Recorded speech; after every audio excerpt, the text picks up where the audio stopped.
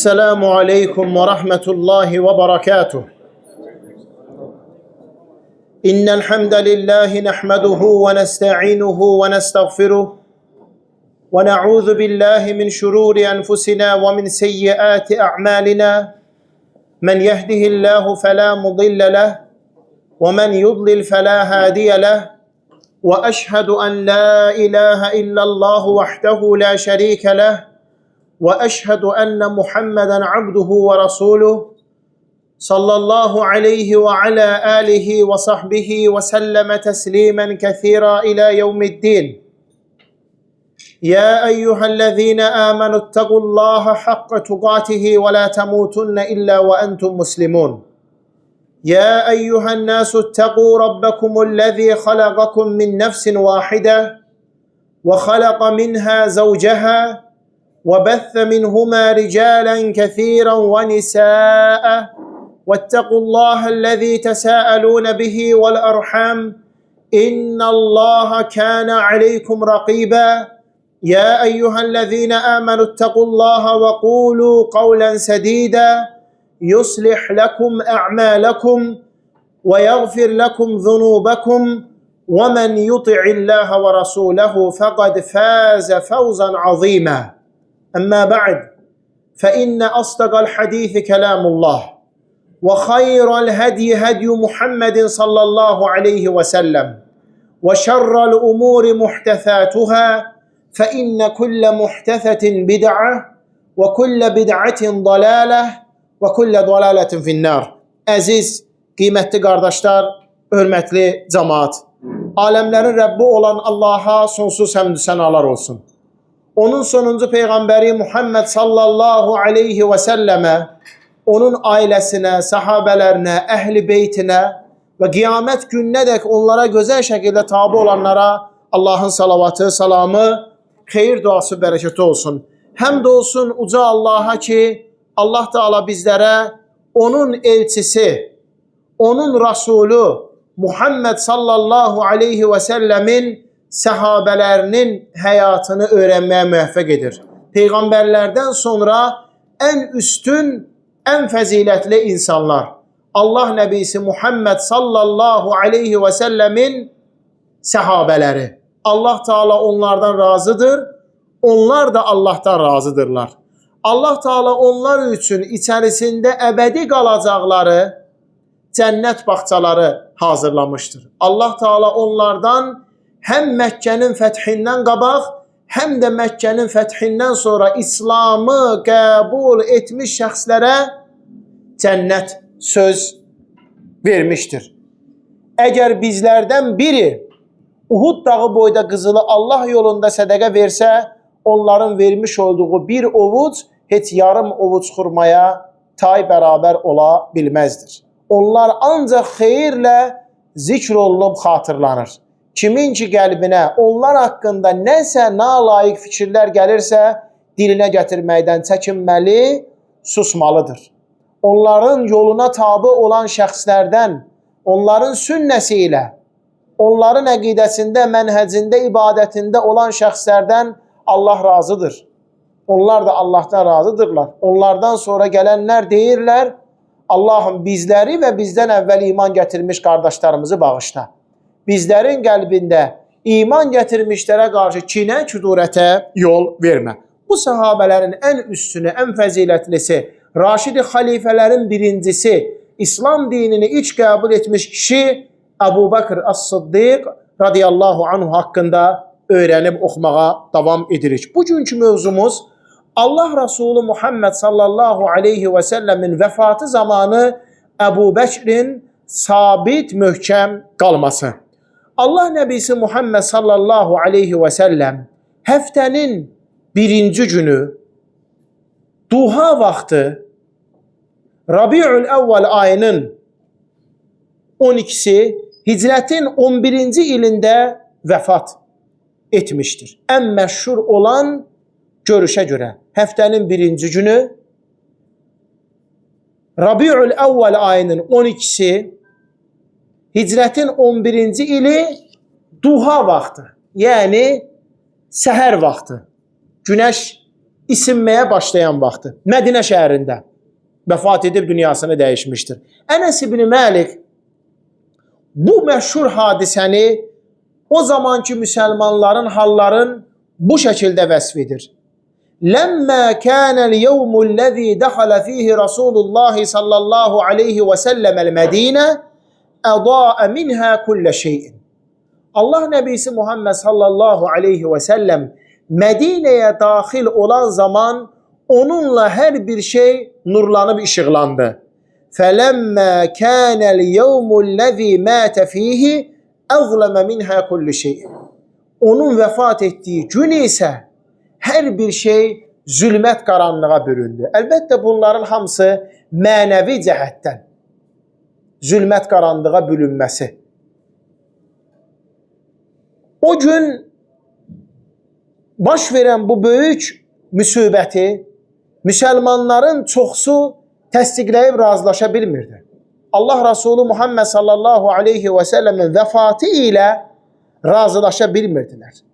Onların arasında məşhur səhabələr qəbul edə bilmirdi. Hətta Ömər ibn el-Xattab kim desə ki Allah Rasulü sallallahu aleyhi və səlləm vəfat edib o şəxs yalancıdır. Onları qılıncla boyunların vurmaqla hədəliyirdi. Kim desə ki Muhammed sallallahu aleyhi və səlləm vəfat edib dünyasını dəyişib onun boynunu vuraram. Abu Bakr As-Siddiq radiyallahu anhu həmin günü səhər namazından sonra gəlir Allah Rasulü Muhammed sallallahu aleyhi və səlləmin yanına. Abu Bakr As-Siddiq yaşayırdı Mədinənin şərqində Əs-Sunh deyilən yerdə. Təqribən bir neçə mil Peyğəmbər s.ə.v-in məscidindən uzaq idi. Sübh namazından sonra gəlir Allah Rasulü sallallahu aleyhi və səlləmin yanına.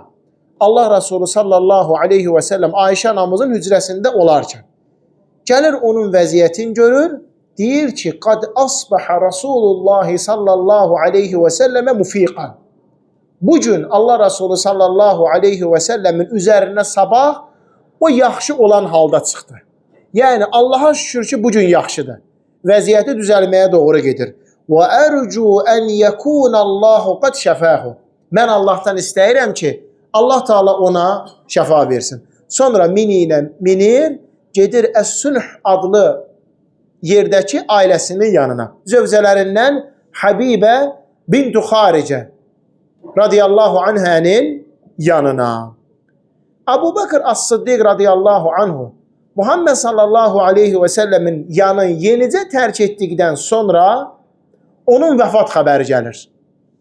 Duha vaxtı artıq. Baxın, sübh namazından sonra həyatdaydı. Görür ki, vəziyyəti yaxşıya doğru gedir. Amma duha vaxtı, yəni artıq günəş çıxandan 15-20 dəqiqə sonra evində xəbər gəlir ki, Muhammed sallallahu aleyhi və səlləm artıq dünyasını dəyişib. Xəbəri gətirir Səlim ibn Ubeyd el-Əşcə'i radiyallahu anhu.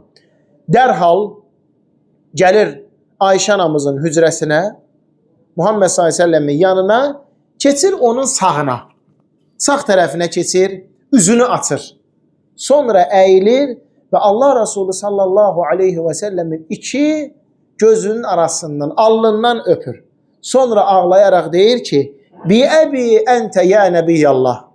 Atam sənə fəda olsun, ey Allahın nəbisi. Lə yəcmə'ullahu aleykə məvtəteyni. Allah Teala sənə iki ölüm bəxş etməyəcəkdir. Əmməl məvtətulləti kutibət aleykə fəqat muddəhə. Allahın sənə yazdığı ölüm artıq baş verdi və sən dünyanı dəyişdin.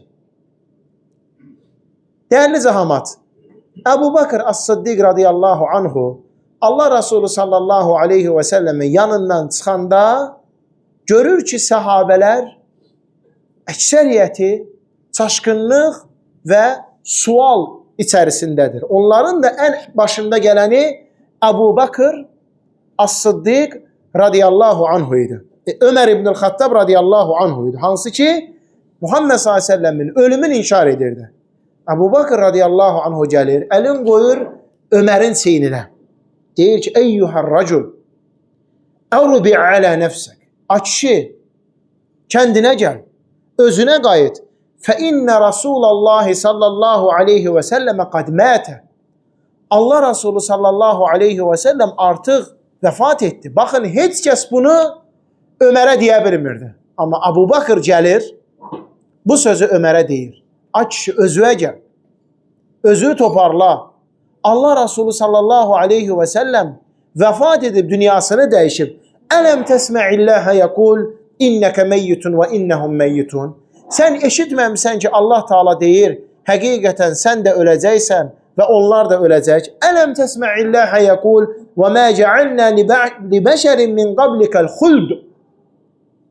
Əfə immittə fəhumul xalidun. Səndən əvvəl heç bir bəşərə ölümsüzlük, yəni daima yaşayacaq nəsib etməmişik. Məgər sən öləcəksən, onlar həmişə qalacaqlar. Sonra çıxır minbərə. Minbərə qalxır, Peyğəmbər s.ə.v məscidində. Allaha həmd səna edir və deyir ki, Əmmə bə'd, Mən kənə minkum ya'budu Muhammədən sallallahu aleyhi və səlləmə fə innə Muhammədən qad mətə. Sizlərdən kim Muhammed sallallahu aleyhi və səlləmə ibadət edirdisə, bilsin ki, artıq Muhammed sallallahu aleyhi və səlləm öldü. Və mən kənə minkum ya'budullahə fə innəllaha hayyun la yamut. Amma kimdən ki sizlərdən Allaha ibadət edirsə, bilsin ki, Allah Teala əbədi yaşayandır və ölməzdir. Sonra uca Allahın bu ayəsini oxuyur. Və mə Muhammedun illə rasulun. Muhammed ancaq Allahın bir elçisidir. Qad xalət min qablihi rusul. Ondan da qabaq rasullar olub. Əfə immətə əv qutilə inqaləbtum alə əqabikum. O ölsə və yaxud da öldürülsə, siz yenidən küfrə mi qaynacaqsınız? Və mən yanqalib alə aqibeyhi fələn yədurrallaha şeyə. Kim küfrə qayıtsa bilsin ki, Allah Teala bunun heç bir zərəri ziyanı yoxdur. Və seyəzzilləhu şəkirinə. Allah Teala şükür edənləri mükafatlandırır. Həqiqətən də bu kəlmələr Əbu Bakır As-Siddiq radiyallahu anhudan çıxır. Onun uca Allahın bu üç ayəsi ilə şahidlik edərək dəlil gətirməsi qulaqlarda sanki ilk dəfə eşidilirdi. İnsanların nəfsləri artıq doğruluğa və yəqinliyə qayıtmağa başlayır. Qəlblərdə iman sabitləşir və onların gözündəki pərdələr götürülməyə başlayır. Kördən və kar olmaqdan ayrılırlar. Onları əhatə eləyən çaşqınlıq artıq aradan qalxır. Həmin günü səhabələr bu şəkildə vəsf edirlər. Abdullah ibn Ömər deyir ki, فَوَالَّذ۪ي نَفْسِي بِيَدِهِ لَكَأَنَّمَا كَانَتْ عَلَى وُجُوهِنَا أَغْطِيَةٌ فَكَشَفَتْ. Canım əlində olan Allaha and olsun ki, sanki həmin günü bizim üzümüzdə pərdə var idi, Əbu Bakır gəldi o pərdələri açdı. Abdullah ibn Ömər deyir, Allah ondan və atasından razı olsun. Abdullah ibn Abbas'a deyir ki, Vallahi lekəənnən nəsu ləm ya'ləmu ənəllaha ənzələ hədihil əyə həttə tələhə Əbə Bəkrin. Allaha and olsun ki, insanlar Əbu Bəkir bu ayələri oxumayana qədər elə bilirlərdi ki, belə ayələr nazil olmayıb. Subhanallah. Görün, necə böyük sarsıntılıq olub, necə böyük izdirab olub səhabələr yaşayıblar. Allah onlardan razı olsun. Sanki ilk dəfə idi ki, səhabələr bu ayətləri eşidirdilər. Fətələqqəhə minhun nəsu kulluhum.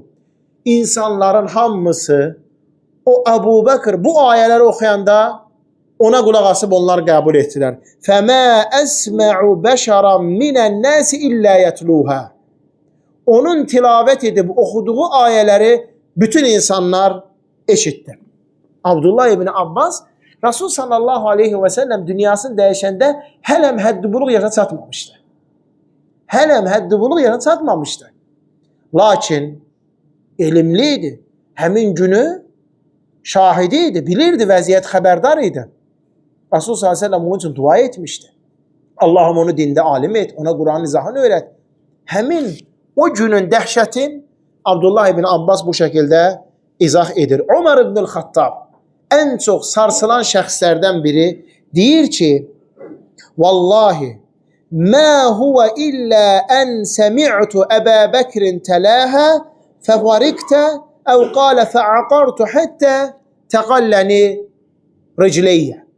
Deyir ki, Əbu Bakır bu ayələri oxuyan zaman elə bil ki, mənim ayaqlarıma indi güc qüvvə gəldi. Və həttə inni əhvəytu iləl ardı. Hətta mən yerə sərilirdim. Yəni, ayağımı üzərində dayana bilmirdim, ayağa qalxa bilmirdim. Və araftu hinə tələhə ənə Rasulallah sallallahu aleyhi və səlləmə qad mətə. O bu ayələri oxuyan zaman başa düşdüm ki, Allah Resulü sallallahu aleyhi və səlləm vəfat edir.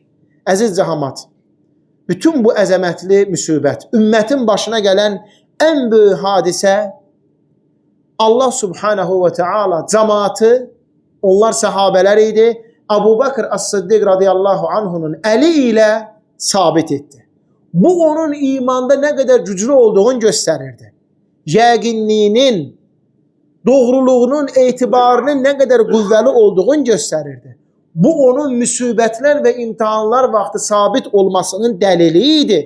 Bu onun hətta səhabələr arasında nə qədər seçilib sayılan şəxs olmağını göstərirdi. Baxmayaraq ki, o sübh namazından sonra Allah Resulü sallallahu aleyhi və səlləmin yanında onun sağ olduğunu görmüşdü. Amma duha vaxtı girir onun yanına və onu vəfat etmiş halda görür. Səhabələr, qardaşlarım, çəkindiklərindən heç Allah Resulü sallallahu aleyhi və səlləmin evinə daxil ola bilmirlərmiş. O mənzəri ilə qarşılaşmaq istəmirlərmiş. Amma Əbu Bakır girir, o mənzəri ilə qarşılaşır. Bu onun qəlbinin nə qədər qüvvəli olduğunu dəyərli cəmaət göstərir onun səhabələr arasında. Bu hadisədən sonra Peyğəmbər sallallahu aleyhi və səlləm vəfatından sonra Əbu Bakır As-Siddiq radiyallahu anhunun xəlifə seçilməsi mövzusu gəlir. Müsəlmanlar çaşqınlıqlarından ayıldıqdan sonra, onların qəlblərində iman, yəqinlik artdıqdan sonra dərhal mühüm olan bir mövzuya başlamağa, səy göstərməyə çalışdılar. Bu da Allah Resulü sallallahu aleyhi və səlləmin vəfatından sonra onlara xəlifə kim olacaq idi? Onlara başçı, əmir sahibi kim olacaq idi? Belə ki, muhacirlər Məkkədən gəlib Mədinədə məskən salıb dinlərin yaşayanlar öz aralarında məsləhət, məşvərət eləməyə başladılar artıq. Xilafət üçün. İnşallah səbəbini öyrənəcəyik. Nə üçün? İlk gördükləri iş bu oldu. Allahın köməyini öyrənəcəyik. Və onlar Əbu Bakırın ətrafında toplandılar. Peyğəmbər s.ə.v-in məscidində. Ənsar isə Sa'd ibn Ubədənin ətrafında toplandı. Səqifə Bəni Səidə adlanan yerdə. Ümrə ziyarətində Mədinə şəhərində səfərdə olan şəxslər o ərazini görə bilərlər. Demək, həmin ərazi Mədinənin qərbindədir. Yəni, üzü qibləyə dayananda, üzü qibləyə tərəf dayanır, sağ tərəfdədir. Məsciddən cənub demək, qərb tərəfindən çıxanda yaşıl ağacların olduğu bir yer var idi. Daima orada yaşıl ağaclar vardı. Bax, oranı İslamdan da qabaq, İslamdan da sonra Mədinə cəmaatı oranı toplantı yeri eləyirdi. Mühüm məsələləri, müzakirə, məsləhət, məşvərət eləmək üçün. Allah həmd olsun, həmin yer qalır.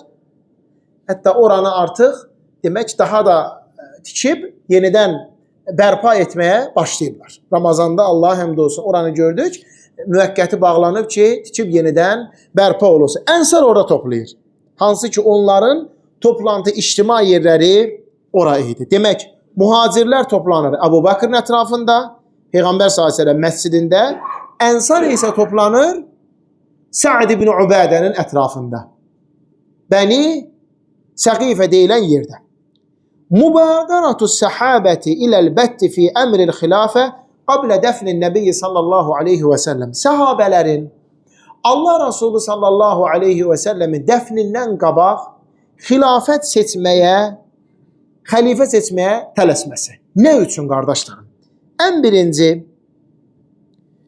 istər muhacirlərin, istər ənsarların Peyğəmbər sallallahu aleyhi və səlləmi dəfn etməmişdən qabaq, onun cənazəsi ilə məşğul olmamışdan qabaq xilafət, yəni xəlifə seçməyə tələsmələri, bu onların arasında bir şəxs tərəfindən belə olsa qınanılan bir məsələ olmadı. Həm muhacirlər, həm ənsarlar, həm də Allah Resulü s.ə.v-in əhl-i beyti bu mövzuda ittifaq edib yeşdi rəydə oldular ki, ilk görüləsi iş xəlifə seçməkdir. Bəzi kitablarda müxtəlif firqələr tərəfindən bunu Allah Resulü s.ə.v-in səhabələrinə bir töhmət olaraq, onları bir gözdən salma olaraq istifadə edirlər. Bu hadisəni hətta biraz duygusal fikirlər də daxil edirlər. Allah Resulü sallallahu aleyhi və səlləmin bədəni orada ola-ola, vəfat cəsədi orada ola-ola, kəfənlənməmiş, dəfn olunmamış xəlifə seçməyə tələsdi sahabələr. Onun üstü örtülü və getdilər sahabələr xəlifə seçməyə. Bunu sanki qardaşlarım demək bir fikir kimi sahabələri gözdən solmaq üçün edirlər. Şək yoxdur ki, bunların da hamısı ya sahabələrin fəzilətlərini bilməyən şəxslər tərəfindən çıxır, ya da həqiqətən də qərəzli, onları gözdən salmaq istəyən şəxslər tərəfindən çıxır. Onların sahabələrin fəzilətindən, onların xeyirli insanlar olmağından, cahil olmağından çıxır. Həqiqətən də ərəblərin nizamın bilən, istər İslam gəlməmişdən qabaq, istər İslam gəldikdən sonra onların nizamın bilən, sonra Allah Resulü sallallahu aleyhi və səlləmin sirasını araşdıran və İslam dininin bu məsələyə nə qədər əhəmmiyyət verməsini görən şəxslər dərk edərlər ki, burada heç bir qəribə bir hal yoxdur. Qəribə bir hal yoxdur. Ona görə ki, ən müdrik insanlar, ən fəzilətli insanlar, səhabələr, Peyğəmbər sallallahu aleyhi və səlləmin sünnəsini bilirdilər. İslamı hərfi ilə tanıyırdılar. Və onlar bilirlərdi ki, həm muhacirlər, həm ənsarlar Peyğəmbər sallallahu aleyhi və səlləmin dəfnindən qabaq bu məsələnin üzərində ciddi dayanıb xəlifə seçmək lazımdır. Səbəblərdən birincisi, ərəb cəmiyyəti idarə olunma siyasətinin başında qəbilənin yaxud da ailənin böyüyü olmaq gəlir. Mütləq hər bir qəbilənin, hər bir toplumun, hər bir ailənin başçısı olmalıydı. Bu ərəblərdə istər İslam dini gəlməmişdən qabaq, istərsə də İslam dini gəldikdən sonra adət idi. Qəbilə başçısına deyilirdi seyyid və yaxud da şeyx. Həmin bu şəxs qəbilələr arasında olan qarışıqlığı, nizam intizamı saxlayırdı, birlici qoruyub bərpa edirdi, insanların işlərinin sahmana salınmağında səbəbkar idi, hərbləri çalışırdı ki, sülhlə həll etsin, əgər hərb müharibə olarsa, əmirlik etsin.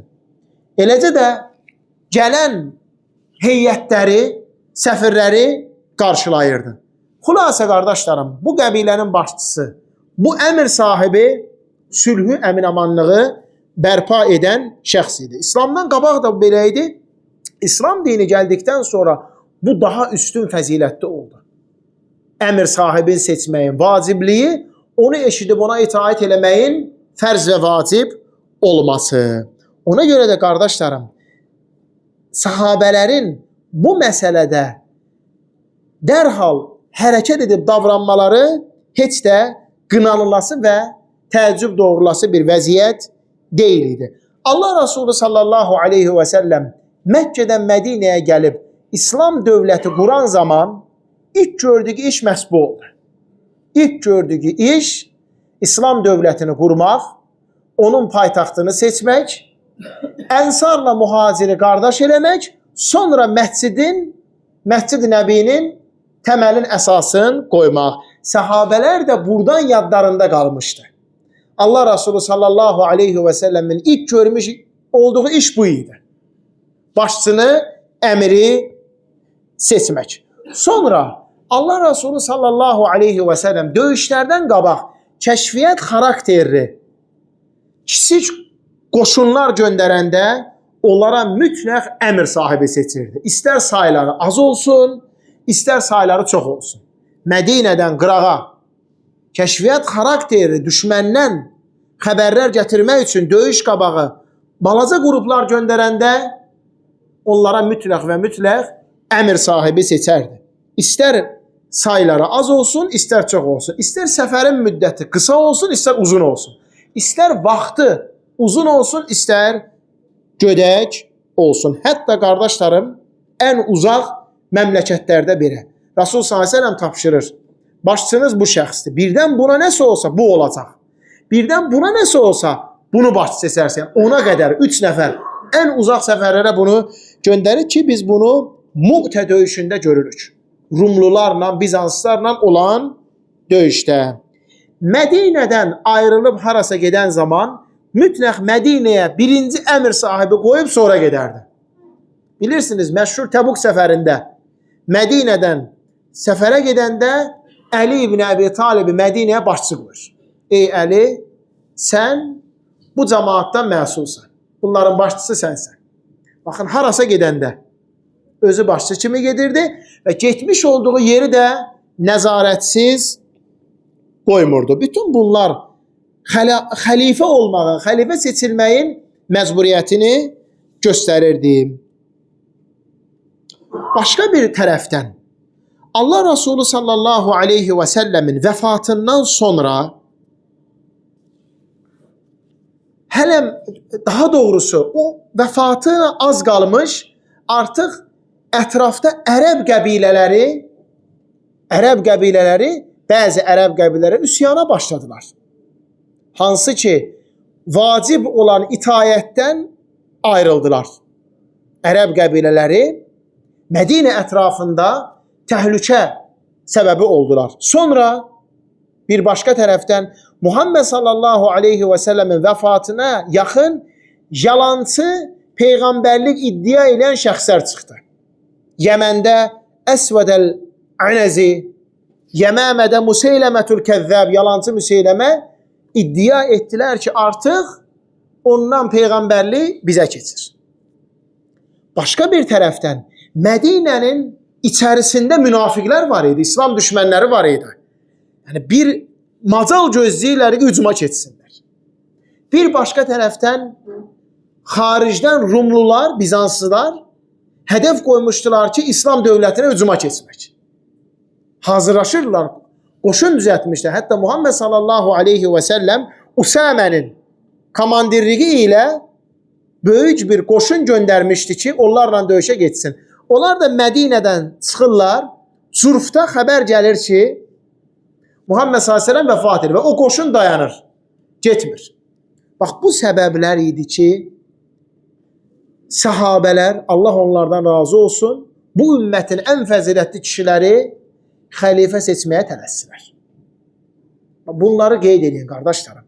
O şəxslər ki, səhabələri gözdən salmağa çalışırlar, bu cəhətdən təni edirlər ki, necə olur ki, Muhammed s.ə.v-i dəfn etməmiş, onu qəbrə qoymamış, bu işi nə məşru olmağa başladılar. Bax, bu səbəblər əsas idi. Ən birinci, ərəb cəmiyyətində, idarəçilikdə xəlifə, başçı, seyyid, şeyx şərti idi. Onun görmüş olduğu işləri xatırladıq. Nizam intizamı qurur, sülh əmin-amanlıq yaradır, heyətləri qarşılayır, çalışır ki, müharibə olmasın, müharibə də olanda başçı kimi gedir. Baxın, həqiqətən də nizam intizam pozulmuşdu, qardaşlarım. Muhammed s.ə.v vəfat edən səhabələr təfəkkürlərini itirdilər, özlərindən çıxdılar. Hətta Ömər əlində qılıncla gəzirdi. Deyirdi ki, kim desə ki, Muhammed ölüb onu başını kəsərəm. Həqiqətən nizam intizam pozulmuşdu. Abu Bakır gəldi, o nizam intizamı bərpa etdi. Sonra Allah Resulü sallallahu aleyhi və səlləmdən səhabələr bunu öyrənmişdilər. O Mədinəyə gələndə ilk gördüyü işlər onların hərfi ilə yadındaydı. İlk dəfə əmir oldu, sonra İslam dövləti quruldu, əmir oldu, paytaxt bizi qardaş edir, ondan sonra məscid inşası, Peyğəmbər sallallahu aleyhi və səlləmin kiçik qoşunlar göndərən zaman əmir sahibsiz göndərməməsi. Özü Mədinədən qırağa gedəndə Mədinəni əmir sahibsiz qoymaması. Eləcə də xaricdən olan təhlükələr. O qədər qardaşlarım, indi qarşıda öyrənəcəyik, Əbu Bakr radiyallahu anhu 3-4 cəbhədə vuruşacaq onlarla. Yəni Mədinənin bir içərisində olan düşmənlər vardı. Bir də xaricdə olan düşmənlər. Və bu xaricdə olan düşmənlər öz arasında 3 qrup idi. 1. Peyğəmbər olduğunu iddia edənlər. 2. İslamdan çıxanlar, artıq onun vəfatı ilə İslamdan imtina edirlər. Bu da az sayda idi. Onlar da inşallah öyrənəcək. Sonra o az sayda olanlar da yenidən İslam'a qayıdırlar. Və 3-cü, ərəb qəbilələri öz arasında qoşun toplayırlardı ki, Mədinəyə hücum eləsinlər. Bu Mədinədən qıraqda olan Ərəbistan yarımadasının içərisində olan düşmənlər. Sonra xaricdən Rumlular hazırlaşırdı, Bizanslar hazırlaşırdı ki, hücuma keçsinlər. Sonra Mədinənin içərisində münafiqlər macal gözləyirdilər ki, çaxnaşma yaratsınlar. Qarşı durma ki, bunu neçə dəfə eləmişdilər. Xatırlayırsınız, Uhud döyüşündə 300 nəfər güya bunlar döyüşməyə gedirlər, yarı yolda çəkinirlər müsəlmanları mənəvi cəhətdən məğlub etmək üçün. Onlara əzab vermək üçün bu hərəkət edirlər. Ayşə anamızın hadisəsində ifk, böhtan eləyirlər. Səbəb nə idi? Muhammed s.ə.və əziyyət vermək. Allah Resulü sallallahu aleyhi və səlləmin səhabələrin təhqir edən, onun zövcələrinə dil uzadan şəxs ən birinci Muhammed sallallahu aleyhi və səlləmə əziyyət verir. Onu təhqir edib, onu incidir. Sonra onun səhabələrini incidir.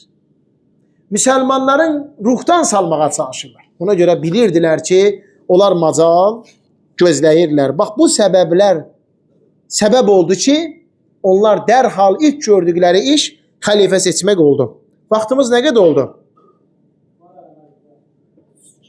32 dəqiqə.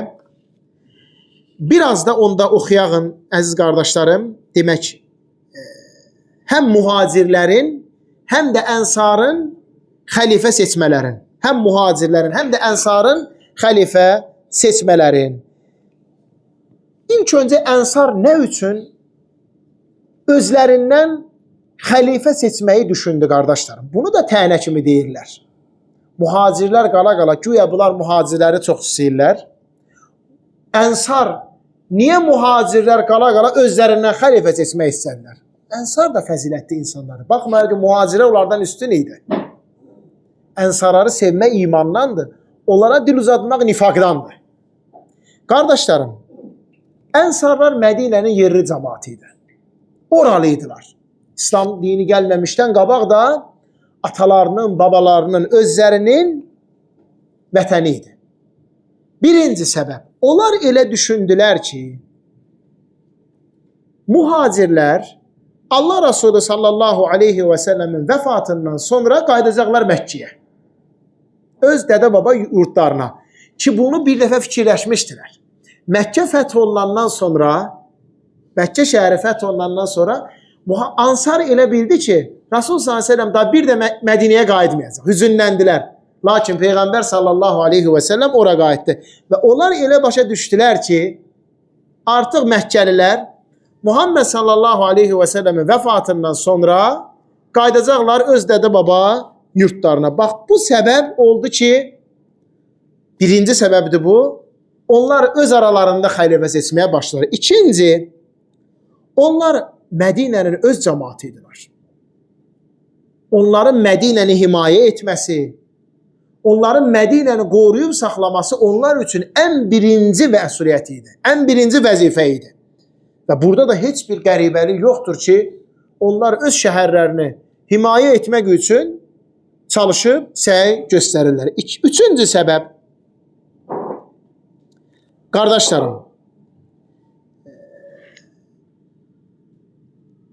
Ənsarın, demək, Ənsarın özlərindən Sa'd ibn Ubədəni xəlifə kimi seçmələri onların heç də mühacirlərin fəzilətinin az olduğun buna görə deyil idi.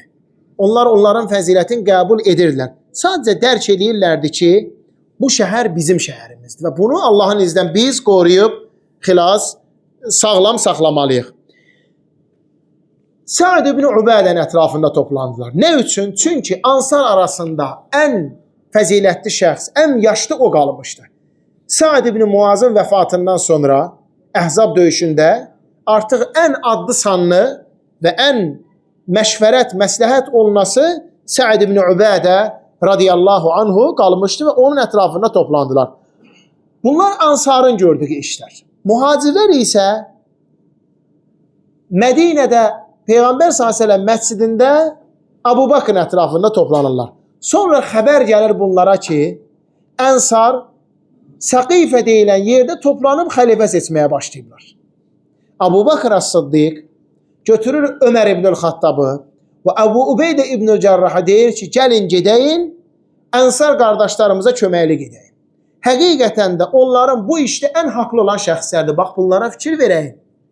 Bəzi firqələr elə rəvayətlər paylaşırlar ki, sanki ənsarla mühacirlər döyüşüb bir-birlərinə qılınc çəkiblər. Baxın, ilk dedikləri söz nə olur mühacirlərin? Gəlin gedəyin, ansar qardaşlarımıza köməkli gedəyin o Mədinəlilərə. Həqiqətən də onlar bu işdə ən haqlı şəxslərdir. Əbu Bakır, Əbu Ubeydə ibn-ül Cərrah və Ömər ibn-ül Xattab həqiqətən də onlar Məkkəlilərin ən məşhur şəxsləri idi. Toplaşırlar, gedirlər Səqifə deyilən yerə. Yolda bir nəfər kişi ilə qarşılaşırlar. Və kişi bunlara deyir ki, onlar öz aralarında xəlifə seçirlər və Əbu Bakır daha da şiddətlə və səhabələr həris şəkildə gedirlər ki, gəlin gedəyin müsəlmanların birliyi bərpa olunsun. Aralarında olan münasibət və əlaqə güclənsin. Kişi həmçinin deyir ki, onların arasında ixtilaf da düşüb. Əbu Bakır deyir ki, gedəyin onların arasında olan o ixtilaf, o fikir ayrılıqları yatsın. Və beləcə qardaşlarım gəlirlər, çatırlar ənsarın yanına. Ənsarın yanına çatanda Əbu Bakır görür ki, Sa'd ibn Ubadə bir qalın bir paltara bürünüb, həmin vaxtı qızdırma xəstəliyi olur.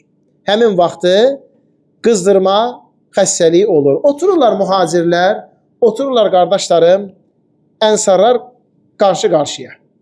Ən birinci danışmağa ənsarlar başlayır. Və açıq şəkildə deyirlər ki, bu işdə haqq bizimdir. Ona görə ki, bura bizim şəhərimizdir. Biz İslama, müsəlmanlara köməklik etmişik, dəstək olmuşuq və bu şəhəri qorumaq, müdafiə eləmək bizim boynumuzun borcudur. Muhacirlərdən isə Əbu Bakır danışmağa başlayır və Əbu Bakır mülayimliklə, elmlə, hikmətlə danışmağa başlayır ki, həqiqətən də siz bu işdə haqlısınız. Siz dediyiniz sözlər doğrudur. Siz buralısınız. Siz İslama və müsəlmanlara köməklik etmişsiniz. Mədinəni müdafiə etmək, sizin buna səy göstərməniz olduqca haqlı bir haldır. Lakin mən sizə deyirəm ki, bu seçim Qureyşdən olmağa daha layiqdir. Baxın, diqqət edin qardaşlarım. Deyir ki, İnnə həzəl əmr lən yu'rafu illə lihəzəl hayyu min Qureyşin. Bu seçim ta qədim dövrlərdən bəri ərəblərə başçılıq həmişə Qureyşdən seçilir. Ona görə ki, hum awsatul arabi nəsəbən və dərən. Qureyşlər ərəb qəbilələri arasında ən köklü, ən orta qəbilədir. Siz bilirsiniz ki, İslam dini gəlməmişdən də qabaq bu belə idi. İlk dəfə ərəbləri bir yerə toplayıb cəm edən şəxs Allah Rasulü Muhammed sallallahu aleyhi və səlləmin ulu babası Həşim idi. İlk dəfə ərəbləri bir yerə toplayıb cəm edən şəxs Həşim idi. Və Həşimun min Qureyşin. Həşim də Qureyş qəbiləsi. Baxın, Əbu Bakrın elmi çox idi. Bir elmi də o idi ki, o nəsilləri, nəsəbləri yaxşı tanıyırdı. Yəni, soyları əzbər bilirdi. Muhammed s.ə.v-in atası Abdullah, onun babası Abdülmuttalib və Abdülmuttalibin də babası Haşim idi. Və Haşim Qureyşli idi Və ilk dəfə ərəbləri bir yerə toplayan şəxs o idi. Ona görə də həmişə ərəblərə başçı onlardan seçilirdi. وَلَكِنَّكُمْ قَدْ عَرَفْتُمْ أَنَّ هَذَا الْحَيُّ مِنْ قُرَيْشٍ بِبَنْزِلَةٍ مِنَ الْعَرَبِ لَيْسَ بِهَا غَيْرَهُ. Və siz bilirsiniz ki, bu işdə haqlı Qureyşdir və ərəblər olmamış ki, başqa nəsildən, başqa qəbilədən başçı seçsinlər. وَإِنَّ الْعَرَبَ لَنْ تَجْتَمِعُ إِلَّا عَلَى رَجُلٌ مِنْهُمْ. Və ərəblər də Qureyşdən olmayan bir kişinin ətrafında toplanmayacaq. Baxın, demirik siz fəzilət cəhətdən aşağısınız, məsələn, Qureyşlər üstündür. Aydındır, o bunu demir. Lakin deyir ki, bu iş həmişə Qureyşin haqqı olub. İslamdan qabaq da bu belə olub. Sonra Peyğəmbər s.ə.v hədis gətirir ki, xilafət Qureyşin haqqıdır. Başçılıq Qureyşin haqqıdır. Ərəblər Qureyşdən olmayan bir xəlifə seçilsə, toplanmayacaq ətrafında. Baxın, dərdi nədir? Ərəbləri necə eləyək ki, bir yerə toplayaq? Bu da qaydasın. Çünki bilir ərəbləri. Qəbilələrdən, onların urfundan, adət-ənəsindən xəbəri var. Sonra, əziz qardaşlarım, deyir ki, فَنَحْنُ الْاُمَرَى وَاَنْتُمُ الْوُزَرَى. Əmirlər bizdən olsun, köməkçi, vəzirlər sizdən olsun. Əmirlər olsun Qureyşdən, köməkçi vəzirlər isə olsun sizdən. Sonra Ansar qalxır, Ansardan bir kişi qalxır ayağa, Allah üçün deyir ki, Fəttəqullaha və lə təstə'ul İsləmə və lə təkunu əvvəlu mən əhdəfə fil İsləmə. Kişinin, görün, təqvalı, ixlaslı danışığına baxın. Allahdan qorxun, İslamda ixtilaf yaradıb yeni bir şey ortaya çıxartmayın. Abu Bakır deyir axı, xilafət Qureyşin haqqıdır. Bu İslamdan qabaq da belə idi, bu İslamdan sonra da belədir. Və kişi elə bir Ansara üzün çevirir, nəsiyyət edir ki, madam bu işdə haqlı bulardı, biz İslamda yeni bir şey gətirməyək. O xəlifə bunlardan olsun. Nə qədər vaxt oldu? 42 dəqiqə. O zaman bəsdir, qardaşlarım. Burada dayanağın. Çünki həqiqətən bu hadisə gələn dərsimizdə inşallah elə mühacirlərin gəlib Ənsar qardaşlarla bərabər oturub bu hadisəyə başlamağından başlayacağıq və burada çox böyük ibrətlər var. Çox böyük ibrətlər var. O qədər gözəl tarixə keçən kəlamlar var ki, əksər insanlar elə bilir ki, bu sözlərin sahibləri məsələn qərblilərdir və yaxud da qeyri-müsəlman müdriklər, dərraki, halbuki onların sahibi Ömərdir, Əbu Ubeydə İbnül Cərrahdır, mühacirlər və ənsarlardır. O sözləri sizə demirəm ki, maraqlı olsun. Allahın iznən gələn dərsdə inşallah oxuyub davam edəcəyik. Allah subhanahu və teala bizləri eşidib başa düşüb faydalanan və ən gözəlinə tabi olan qullarından etsin. Uca Allah bizləri Muhammed sallallahu aleyhi və səlləmin səhabələrinin yolunda edən, onların əqidəsində, mənhəcində, təfəkküründə, dinində olan ədəbli, əxlaqlı şəxslərdən etsin. Allah Teala hamınızdan razı olsun. Allah Teala hər birimizi xeyirlərlə mükafatlandırsın. Və sallallahu alə nəbiyyina Muhammed və alə alihi və sahbihi və səlləmə təslimən kəthira ilə yevmiddin.